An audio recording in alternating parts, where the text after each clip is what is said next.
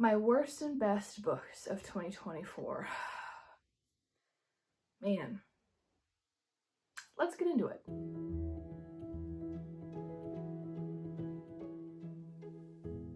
Hello everyone, my name is Lee. I have not posted on this channel in a little bit. Life has been topsy-turvy, which was also the update I gave previously the last time I posted, but life has its ups and downs. I left my job again. I had surgery again. I got a new job again. And then had my first ever production of theater as a director.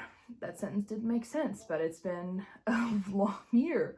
So life has turned all kinds of upside down. And because of that, I did not do a lot of reading. And on top of not doing a lot of reading, I did a lot of crap reading. It was a meh year in multiple senses of the word. So because I didn't have enough to make a worst books, and I didn't have enough to make a best books, I'm going to put them all together. And I'm not going to talk in depth about plot or anything like that. I'm going to give my brief thoughts so that I don't take up a whole lot of time. I read 22 books in the year 2024, ranging from 1 star to 5 star, and I can now excitedly say I DNF'd a book. Who even am I? I don't know. I haven't DNF'd since I was in high school, but this was a year to learn how to DNF because no time like the present. Anyway, let's get into it. Let's talk about the worst to the best books I read in 2024. So, grab something yummy to drink. Tonight it's ginger ale left over from dinner. And let's see what's on the next page, shall we? All right, we're gonna start with the DNF. My friend Emily, love you Emily, I'm so sorry about this, noticed that I was selling some books this previous year when I decluttered my shelves. One of them was Deadly Education by Naomi Novik. I do have a Naomi Novik title on this collection of books, but I did not like Deadly Education. I thought it was boring. I thought it was a massive departure from her previous storytelling, which, no shame in authors switching it up. I love personal growth in a craft, but it did not resonate with me. My friend Emily said, that sounds like something I want to read, and she loved it. And then she said, hey, you should borrow this book, Gideon the Ninth by Tamsin Muir. My friend Emily is this person. This was her Halloween costume. This is Emily. I felt awful that I didn't like this book. I made it 2 chapters in and I said, I've had enough of gritty angst, dystopian fantasy for a while, I think, because what is the world we're living in if not that exact definition? So, couldn't continue it. I'm really sorry, but I know that a lot of people really loved this book, and maybe one day I'll feel bold enough to tackle it again, but this year was not this year. Next, moving on to the 1 stars. I have probably one of the more disappointing 1 stars on this list, The Obsidian Tower by Melissa Caruso. If Gideon the Ninth was dry, this was a desert by comparison, and I cannot believe I made myself read this entire thing. This is Sorcery of Thorns left in the oven for too long. It's incredibly dry. What I really don't like in fantasy, and I'm being brutal with these reviews, I know, but it's also just kind of the life stage I'm in right now. What I don't like in fantasy is when the author expects you to know exactly what's in their brain. They're gonna assume that you know as much about the world as they do. So they're gonna write like you already know all the information. No, I don't. I thought it was an interesting touch that the main character who's in charge of the Obsidian Tower has a curse on her that she touches, or anything she touches dies. And now she has to work with all these people to put an evil back in the tower that was released. And I think it's an interesting premise. So dry. It took me months to get through, which I hate saying about a fantasy book because it's my genre. But the older I get, the more I realize that YA fantasy has taken a turn, I think, unfortunately. And it's gone down in quality, in my honest opinion, which is why the bad ones always feel kind of bad. So anyway,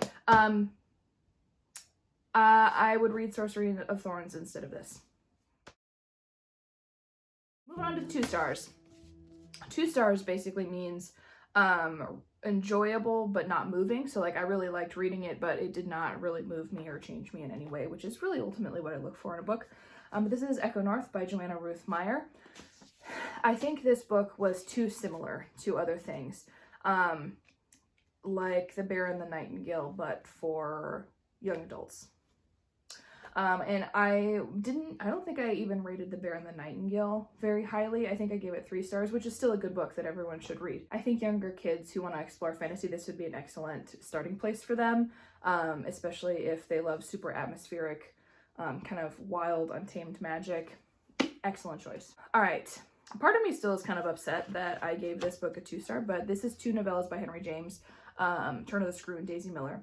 Biggest obstacle to me getting through this was fully the language. It's of a generation of American literature that is so inaccessible in terms of language, at least for me. Do I really have to say that these are all my opinions, and I also write, and I know how challenging it is to put anything in print? I feel like I'm being brutal, but it is what it is. I think I had to listen to the audiobook to get through this, which is usually excuse me, my mark for the fact that a book is not good for me. But I did actually watch a stage adaptation of Turn of the Screw, which was really interesting, and kind of helped me conceptualize it a little more. Anyway, I think if you're looking for a vibey Halloween piece that's kind of off the beaten track, this would be good. It's gonna take you a while to get through though. All right, one of the authors I read the most of, by that I mean I read 2 of her books, was Secrets of a Summer Night by Lisa Kleypas. This is a watered down Downton Abbey meets Bridgerton. I read this originally, I think when I was in college, and I really liked it. I think the story was interesting. What I like particularly about these is what I loved about Bridgerton. Granted, I've never read Bridgerton. Excuse me, I've just watched the series. I like that the story continues after the marriage, or after the joining of the people, because honestly the juiciest stuff happens after the wedding, in my opinion. But this follows the story of Annabelle, who very well fits the role of Mary Crowley, more personable, and then she marries someone who doesn't come from money, and it's a whole big thing. These are really easy to rip through if you want good, easy to read smut of the era. Excellent choice. All right, sadly, I had to put a Gregory Maguire title in my 2 stars. I read Hidden Sea, which is his backstory of Herr Drosselmeyer, who created the Nutcracker, which then was given to Clara and Fritz, hence the story of the Nutcracker. I loved Wicked. I did read Wicked, it was a while ago. Everything that I loved about Wicked, the vibes, the atmosphere, was in this book. I just kind of thought it was a little dull. I wish that it was like half the length, which is my complaint for a lot of these books. They didn't need to be as long as they were. But the Black Forest, Germany vibes in this are exceptional. And Gregory Maguire does atmosphere so well. But I think, and folklore so well, which is very present in this book. Like magical realism, that kind of thing. It's so good. Very vibey. I just found it a little boring. I wanted there to be more of an overarching plot, and I didn't get what I got in Wicked out of this book. Next is one I've actually already given to someone. The first ever Stephen King book I ever read was Fairy Tale. And again, same complaint. Very vibey, as Stephen King tends to do. And I thought it was too long. I think, I wish it would have been more action-packed. Like Stephen King, I'm now currently reading It. That's my first book of 2025. Stephen King keeps you on the edge of his seat. It's so slap you in the face, visceral, and I did not get that with Fairy Tale. Granted, I'm kind of glad that it was the first book I read of his, because I think it would have been awful to compare that to any other thing that I've read by him. But it's a new era of Stephen King, and while I think it's an interesting premise, and it has some pretty standard fairy tale tropes, wasn't my favorite, didn't keep me engaged. Again, took me months to read, which is usually my mark of this is not a good one for me. Next was an accidental pickup read. I went to Denver in March to visit my college roommate with some friends, and at her local Starbucks they had a take one leave one book basket, and so I picked up Our Husband by Stephanie Bond. This is the Other Women movie, or the Other Woman movie with Cameron Diaz. Excellent, one of my favorites. This was what it wanted to be. It wanted to be this movie so much. Basically, this woman goes to find her husband at a hospital. He's been in an accident. 2 other women are there claiming to be his wife, and they all kind of band up unwillingly to solve his murder. This book wishes it was The Other Woman. Still good. Still a fast read, and it kept me busy on the Amtrak, but not my favorite. Next is another book that I have already given away, and this one might break some hearts. I gave 2 stars to The 7.5 Deaths of, what's her name? I forgot her name. Oh, The 7.5 Deaths of Evelyn Hardcastle. I almost called her Evelyn Hugo. That's not right at all. Again, my complaint, it's too long. That book was surprisingly long for, I think, what it could have been. I think this would have punched so much harder as a short story. I think the premise is so interesting. Do I even need to tell the plot? So many people have read this book. The fact that this man is stuck in purgatory, reliving the murder of this one woman and different guests at a masquerade, and there's other people trying to kill him. I think that's a fascinating plot. The ending was contrived and confusing. I was not engaged beyond learning more about the new people that he was in. I don't know. It just, for all the hype that it had, I don't think it lived up to it. Moving on to 3 stars. One of the better 3 stars that I read this year was A Golden Age by Tamima Anam. This follows the story of quite a few people in the Bangladeshi War for Independence in 1972. Oops, sorry, 71. From like poorest of the poor to politicians at the time, and it is heartbreaking. I think if anyone wants to learn more about Middle Eastern culture, if they're a history buff and want to learn about like those smaller nuggets of history that we don't learn about in American schools, I think this is an excellent way to kind of branch out and learn more about other aspects of humanity. Heartbreaking, beautifully written. I normally don't keep my 3-star and below books just to save room on my shelves, but the dedication in here, someone inscribed on this book and sent it to someone, I'm assuming from Bangladesh, and it's just such a beautiful inscription: to Mike and Bonnie, 2 very special persons, with their heartiest compliments, Azam, in 2010.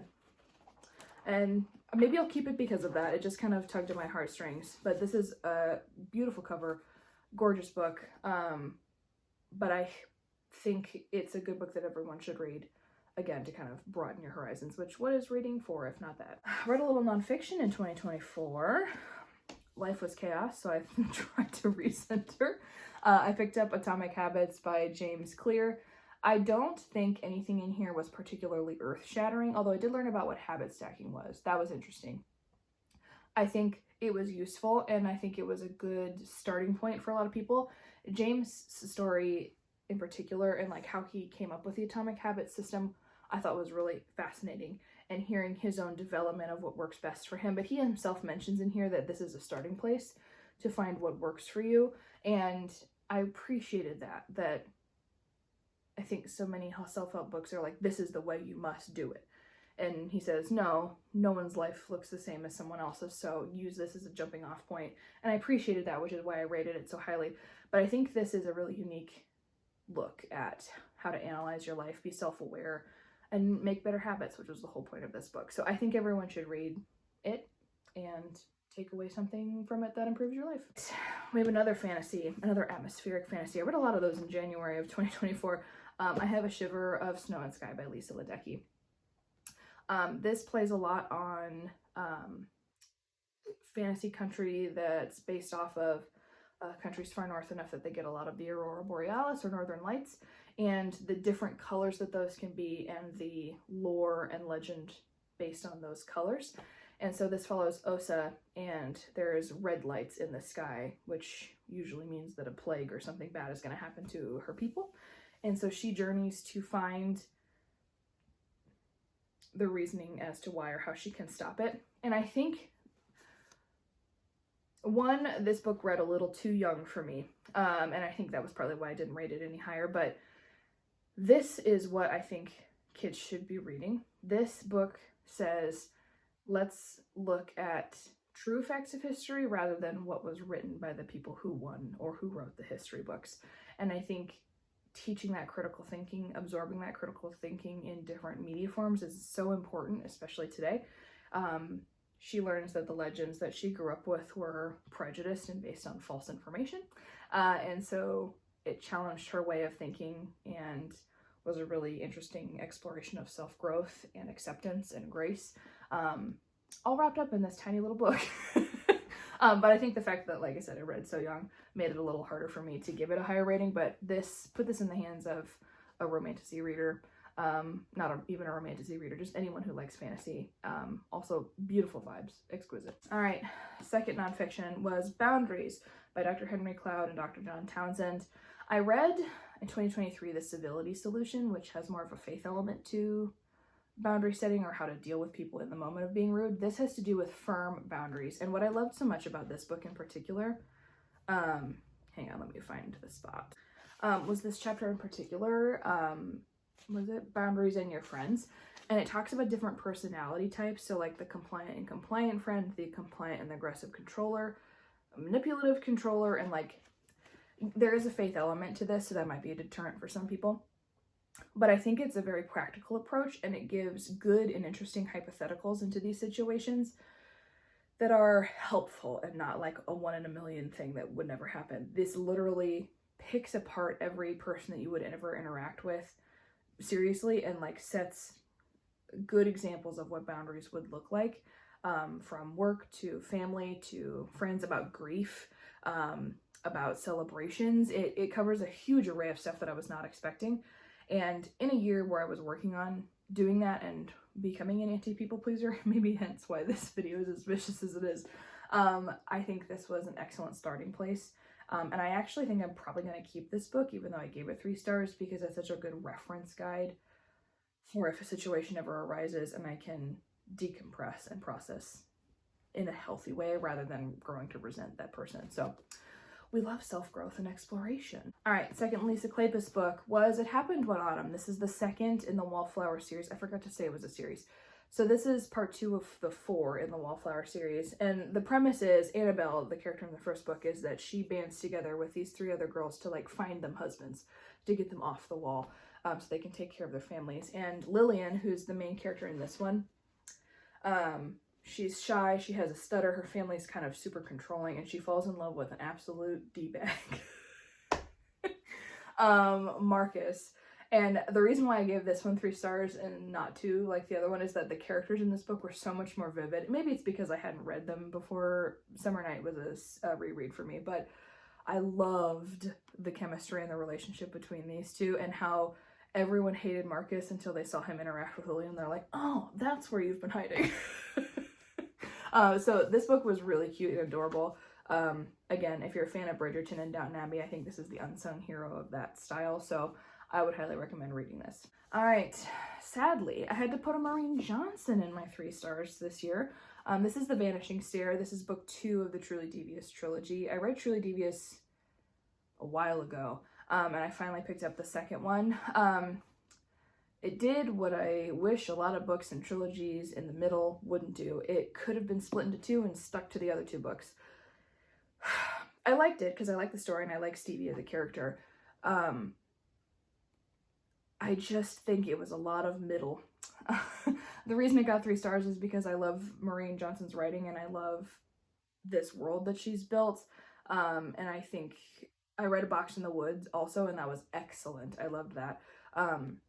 But I just kind of wish that it would have been more definitive or split into 2 parts. And I know that sounds awful, but I don't know. It was just middle and meh. All right, then I have the first real thriller, I think, on this list, is If I Disappear by Eliza Jane Brazier. This is the story of a girl whose life is falling apart. Can't relate. I can't relate a lot, which is why I liked it. She's a big true crime junkie, and the host of her favorite true crime podcast goes missing, and she decides to find her, and all of the creepy, vibey, atmospheric stuff that happens when she goes to her family ranch. This book is a whole vibe. I think partly why I didn't rate it any higher than I did was the plot was a little bit contrived, and the ending I wish would have been better woven into the rest of the story. Did not call the ending, though. I think it was an exceptional twist, and I think it was a really unique take on thrillers. It was written in the second person perspective, so a lot of yous. She's talking to the host of the true crime podcast throughout this entire thing. There's a lot of unreliable narrator, which is kind of hit or miss for me. Really liked that. I just think it maybe could have been a little better executed in terms of how much was given to us at the end. But I think if you're looking for a new take on thriller, this would be a good book for you. Moving on to the 4 stars. I finished out the Thursday Next series last year. The Woman Who Died Alive by Jasper Fforde. This is book 7 in the series. I seriously still cannot believe that I have existed this long in my life without knowing that this series existed. This was an exceptional ending to the series. Not my favorite in the series, which always kind of happens. I have favorites and less favorites. But I think this wrapped everything up in the weird, obscure way that Jasper Fforde can do. I don't think anyone else does it like him. If you are a bookworm, if you love reading a variety of genres, you need to read this series. You will love it. There are a lot of references like on every page. Sometimes that might be a little bit intimidating, but it's funny. And if you want to read satire and superlative and trope about being a bookworm, this is your series with cool mysteries and murders and stuff. And romance. We love it. We had a cozy comfort fantasy read with Legends and Lattes by Travis Baldree. This was exactly what people said it was. D&D without any of the stakes. There were still some mild stakes, but this was so cute and so cozy. And as someone who, I don't play a lot of D&D because I'm not good at it. I love watching Dimension 20 and Critical Role, and this was like listening to them just tell a story and their characters, and I loved it a lot. Here's my second Naomi Novik that I'm talking about today. I reread Uprooted in 2024. I read this in high school, absolutely loved it. I still really enjoyed it. Didn't hit quite as big as it did when I was a kid, but it's a reread, not all of them do. The reason why I liked this book so much, and partly why I didn't like Deadly Education, was I think Naomi Novik can do stream of conscious writing very well. You are in the mind of the character and you are literally hearing every thought they think, and that can be intimidating to read. But I think she did it really well with this character, and I think it gave Wicked vibes. I read this before I read Wicked, but now that I'm thinking about it, there's a lot of similarity in terms of atmosphere and world building. Yeah, I think it's, you know, Rapunzel vibes, a little bit of Rumpelstiltskin vibes. I think this is an excellent take on some classic fairy tale tropes and beautiful world building. It's so good. And I finally read a recent release. By recent, I mean it's been out for a couple years. I read Divine Rivals by Rebecca Ross. I loved this book so much. I need to pick up the second one, but I think I'm gonna have to reread this one in order to read the second one, which I don't always like doing, but I enjoyed this one so much that I think it's worth a reread. I think the concept, the magical realism elements in a fantasy world, I think was really well executed. I loved the characters, the big plot twist at the end. And I loved that sometimes I think with like romantasy, and this could even be historical fantasy if you want to call it that, be a good genre. It does what I really love good fantasy to do. The romance is the secondary plot point to what's happening, or the romance is affected by what's happening in the plot. It's not all about these two getting together. Real life consequences happen because of the world events, and I think Rebecca Ross did such an exceptional job. It's so good, and I appreciated every page that I read. We'll see how the sequel goes. Probably the best 4-star that I have read, which is highly recommended, is usually what I classify as a 4-star, was The Berry Pickers by Amanda Peters. Heartbreaking. The only reason why it doesn't have a 5 stars is because I don't know if I'll ever be able to read it again. This is, again, I'm going to be blunt, this is what I wanted The Vanishing Half to be. This is the type of story that I wanted to get out of The Vanishing Half. I was super disappointed in The Vanishing Half. About dual personality and dealing with guilt and loss, and I got all of that in this book. I should say completely different stories. They're not the same, but the vibes and the premise of this is, like I said, what I wanted out of that book. But this Mi'kmaq girl who is of a native tribe gets abducted, and they set this up at the book, so it's not a spoiler. She's kidnapped by a white woman and raised as a white child, and she discovers that she was kidnapped. It's told from her next oldest brother who has to deal with the grief and loss of losing his sister, and then from her perspective learning about all of this later on. And it is not a nice book. It does not have a happy ending. It is a full circle bittersweet ending, which I've come to realize are my favorites. This is exceptional. Amanda Peters did an amazing job, and the cover is just as gorgeous as the story within it. I think everyone needs to read this book. I don't know why more people aren't talking about it. Good representation, respectful representation, real emotion and processing, and just, if you read nothing else on this list, read this one. It's so good. And I had 2 5 stars in the year of 2024. The first was kind of a nostalgia read. My dad, a couple years ago, gave me Clarence the Dog by Patricia Lauber, or Clarence the TV Dog, excuse me. And it's real stories, or based off of a real book. They're fun stories of a family experiencing a very smart terrier and all the scrapes that he gets them into. And this book got a 5 stars because it was my dad's favorite book, and he loved me enough to get me a copy so that I could enjoy it. And I did. I read it in an entire afternoon, and it was so cute, and I loved it a lot, and it just made me think of him reading stories to me when I was little, and it's my favorite thing. And the last book that I read in 2024, which also happened to be a 5-star, was Your Guide to Not Getting Murdered in a Quaint English Village by Maureen Johnson and Jay Cooper. She's back, ladies and gentlemen. Basically, it's just like a mini graphic novel of like funny situations of all the tropes and superlatives of British murder mysteries. And so it's in 2 parts. So the first part is the village, and then the second part is, where is it? The manor. And all of them have maps, and the only color in here is red. Which makes the drawings stand out even more. And there's quizzes at the end of each little section, and you can go through like a choose your own adventure and see if you die. It was so cute and an easy read, and if you're a big fan of British murder mysteries, that you should read this 100%. It's so good, and I'm really glad that I ended it with this one, because it's a very big winter Christmas vibe. 10 out of 10. So there we go. Those were the 22 books that I read in 2024. I just kind of wanted to get this video off my chest because I wanted to at least talk about them. I didn't want an entire year to go by without having talked about the books that I read, because what is BookTube for? Anyway, I'm starting the year off strong, reading some more Stephen King. It's really good so far.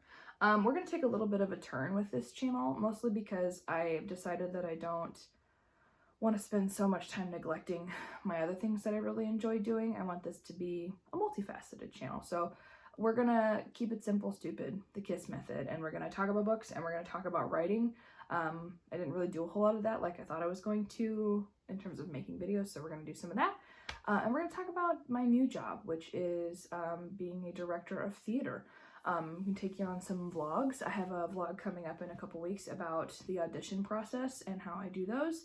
Really excited about that. And ultimately, I just want it to be a better space for me to process and share what I'm going through, because I always valued that when I would watch other people do videos like that. So anyway, those are the books I read in 2024. Hoping to have a much more productive year in 2025. So fingers crossed. I would love to know if you've read any of these books, what your thoughts are on them, and what you read in 2024. So I'm always taking recommendations. So anyway, thanks for watching. And if you like this video, let me know down in the comments, because I love to know what you guys want to see. And until we see each other again, cheers.